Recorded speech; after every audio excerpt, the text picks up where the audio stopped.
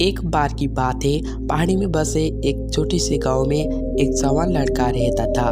वो लड़का उस पूरे गांव में अपने आलस्य और कामचोरी के लिए प्रसिद्ध था। सभी गांववासी उसे आलसी कहकर पुकारते थे, क्योंकि वह लड़का पूरे दिन एक पेड़ के नीचे पड़ा रहता, झपकियां लेता और अपने भविष्य के बारे में अच्छे अच्छे सपने देखता।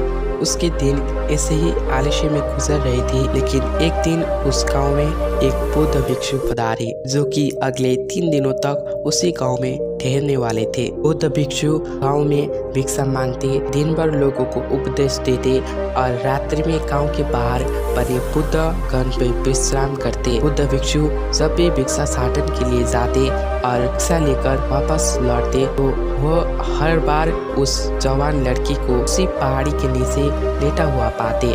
बौद्ध भिक्षु 2 दिनों तक ये सब देखते रहे और वो समझ गए कि ये लड़का मानसिक आलस्य का गुलाम है। तीसरे दिन जब बुद्ध भिक्षु भिक्षा लेकर वापस लौट रहे थे, तो वह उस लड़की के पास गए, जो कि अभी भी उसी पेड़ के नीचे लेटा हुआ था।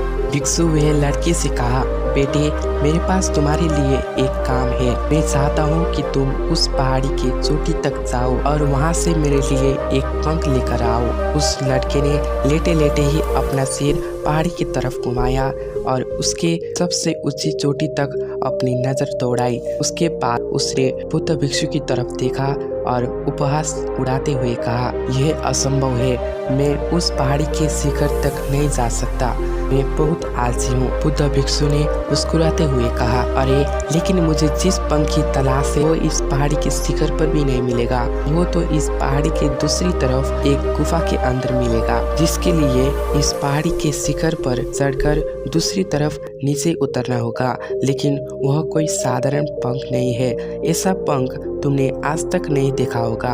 वह एक बहुत ही दुर्लभ लेकिन सुंदर पंख है, जो अपने रोशनी बिखरता है। भिक्षु की इन बातों से उस लड़के के अंदर उत्सुकता जागी।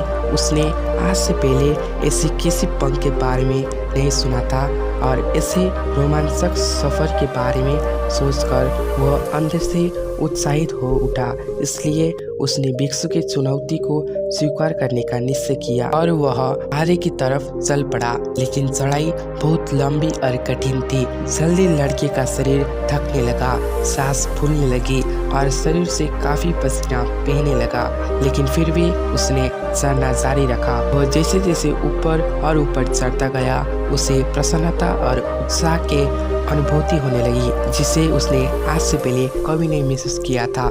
अंततः जब वे कड़ी मेहनत और लंबी प्रयास के बाद पहाड़ी के शिखर पर पहुंचा, तो वह पूरी तरह थक चुका था, लेकिन वह बहुत खुश था। उसे अंदर से आत्मसंतुष्टि का एहसास हो रहा था। उसके चेहरे पर योद्धाओं जैसी मुस्कान थी, जैसे उसने कोई युद्ध जीत लिया हो। उसने पहाड़ी के शिखर से नीचे देखा, उसके सामने एक उपलब्धि की एक भावना महसूस की।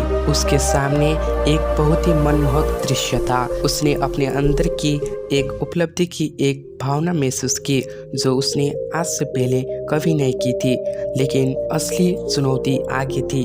लड़की को पहाड़ी की दूसरी ओर उतारना था और उस गुफा को ढूंढना था जहाँ पंख के मिलने की बात की गई थी। नीचे उतरना और भी मुश्किल और खतरनाक था, क्योंकि ढलान ज्यादा कड़ी थी और चढ़ाई के समय लड़का कई बार लड़खड़ाया और गिरा भी था, तो वह डर भी उसके अंदर था। लेकिन भिक्षु को पंख देने के वादे की वजह से लगातार आगे बढ़ता रहा। काफी खोज मशक्कत और कड़ी मेहनत के बाद जो वह अंतिम में गुफा तक पहुंचा, तो उसने देखा कि पंख वहीं पड़ा हुआ था, जो गुफा के प्रवेश द्वार से छनकर आ रही रोशनी से चमक रहा था। उसने पंख उठाया, लेकिन उसके सुंदरता को देखकर अचंभित रह गया। जो गुफा के प्रवेश द्वार से छनकर आ रही रोशनी में चमक रहा था, उसने पंख उठाया, लेकिन उसकी सुंदरता को देखकर अचंभित रह गया। वह काफी देर तक पंख को ही घूरता रहा, लेकिन उसे अचानक याद आया, अभी उसे वापस भी तो जाना है। उसने खुद की तरफ देखा, वह पूरी तरह से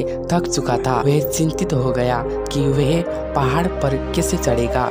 और भिक्षु तक पंख कैसे पहुंचाएगा। एक पल के लिए उसने हार मानने के बारे में सोचा, लेकिन फिर उसे वह उपलब्धि और गर्व की भावना याद आ गई जो उसने पहाड़ी के शिखर पर चढ़ने पर महसूस की थी। उसे एहसास हुआ कि उसके अंदर एक सफर को दोबारा पूरा करने की ताकत और हर संकल्प है। वह दोबारा पहाड़ी में चढ़ने लगा। उसकी मांसपेशी में दर्द हो रहा था, पैर कांप रही थी, धिप्रे फट रही थी। वह कई बार लड़खड़ाकर गिर भी पड़ा, लेकिन उसने हार नहीं मानी। वह खुद को आगे बढ़ाने के लिए लगातार प्रेरित करता जा रहा था।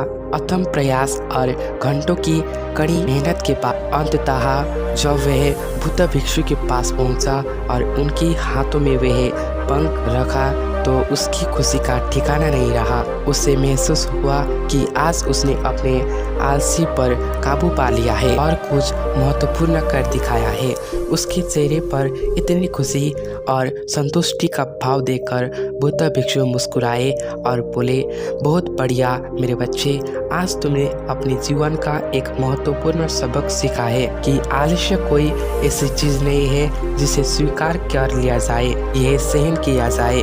आलस्य एक चुनौती है जिसे दूर करना होगा, ये एक बाधा है जिसे पार करना होगा और आलस्य को खत्म करने के लिए तुम्हें अपना पहला कदम उठाना ही पड़ेगा।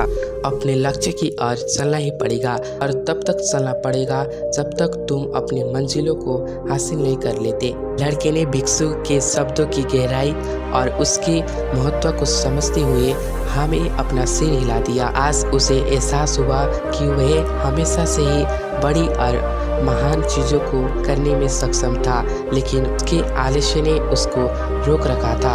अब वह जानता था कि उसके पास अपने रास्ते में आने वाली किसी भी बाधा को दूर करने की ताकत और दृढ़ संकल्प है।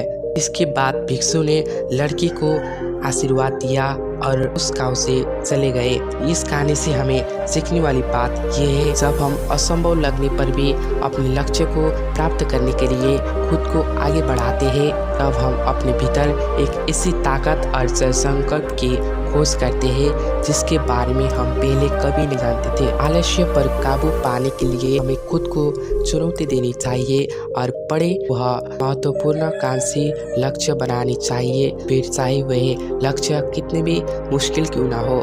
हमें लगातार खुद को अपने शारीरिक और मानसिक समस्याओं से प्रेरित करते रहना चाहिए और असफलताओं और बाधाओं का सामना करने पर भी अंदर से मजबूत बने रहना चाहिए।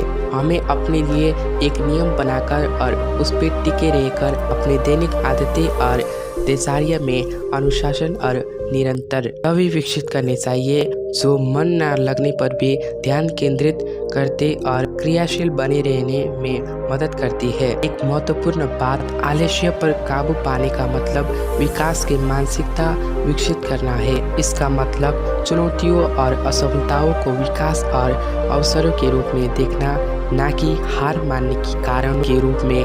विकास की मानसिकताओं को अपनाकर हम असफलता के बारे में अपने सोच को नया रूप दे सकते हैं और इसका अपने सुधार व सीखने के लिए उपयोग कर सकते हैं। और अंत में हमें अपने आलस्य पर काबू पाने के लिए अपने आराम को छोड़कर जीवन को चुनौतियों और अवसरों को स्वीकार करना ही पड़ेगा।